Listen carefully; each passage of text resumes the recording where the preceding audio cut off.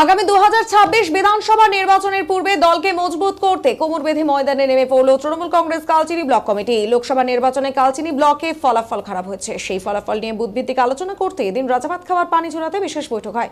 এই বৈঠকে কালচিনি ব্লকের গারোপাড়া, চুয়াপাড়া, কালচিনি, রাজাভাত খাওয়া এই চারটি অঞ্চলের তৃণমূলের পঞ্চায়েত প্রধান, অঞ্চল সভাপতি, তৃণমূল কর্মীরা উপস্থিত ছিলেন এবং প্রত্যেকের থেকে রিপোর্ট সংগ্রহ করা হয়। তৃণমূল কালচিনি ব্লক সভাপতি অসীম পাকরিন জানান, লোকসভা নির্বাচনের ফলাফল নিয়ে পর্যালোচনা হলো এবং আগামী দিনে আমরা বিভিন্ন কর্মসূচি গ্রহণ করছি।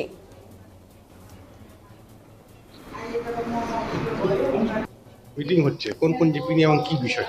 আজকে 4টা জিপি নিয়ে, যেটা চুয়াপাড়া, কালচিনি, গারোপাড়া, রাজাভাতখাওয়া জিপি নিয়ে একটা সাংগঠনিক এবং সমীক্ষা সভা আমরা করতেছি।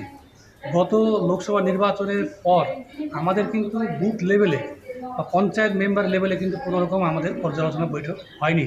আমাদের ব্লক লেভেলে হয়েছে, ব্লক লেভেলে কিন্তু সেখানে অঞ্চল সভাপতিরাই কথা বলছে, কিন্তু আমাদের বুথ স্তরে একদম মানে জমিতে যে কী হচ্ছে না হচ্ছে সেটা নিয়ে আমাদের কিন্তু আলোচনা হয়নি।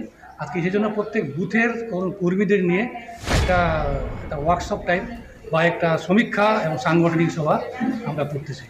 এই যে লোকসভা ভোটে তো ব্লকে আপনারা পিছিয়ে ছিলেন, হ্যাঁ, কেন পিছিয়ে ছিলেন এটা কি উঠে আসছে? হ্যাঁ উঠে আসছে, বিভিন্ন রকম মানে ইস্যুটা উঠে আসছে।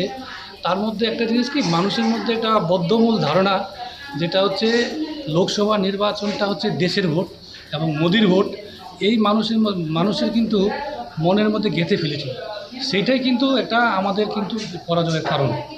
আরেকটা কথা হচ্ছে যে একটা যেটা হচ্ছে প্রচার মাধ্যম যেটা আছে, যেটা হচ্ছে ইলেকট্রনিক্স মিডিয়া, যে আমাদের যে মিডিয়া যেটা আছে, সেই মিডিয়া মানুষের মধ্যে এমনভাবে ঢুকিয়ে দিয়েছে কি ভারতীয় জনতা পার্টি হচ্ছে হিন্দুদের তারা রক্ষাকর্তা। এই জন্য কিন্তু মানুষ কিন্তু ওই জায়গাটা ভোট দিয়েছিল। সেটা কিন্তু সেই বদ্ধমূল ধারণা কিন্তু ভুল প্রমাণিত হয়েছে।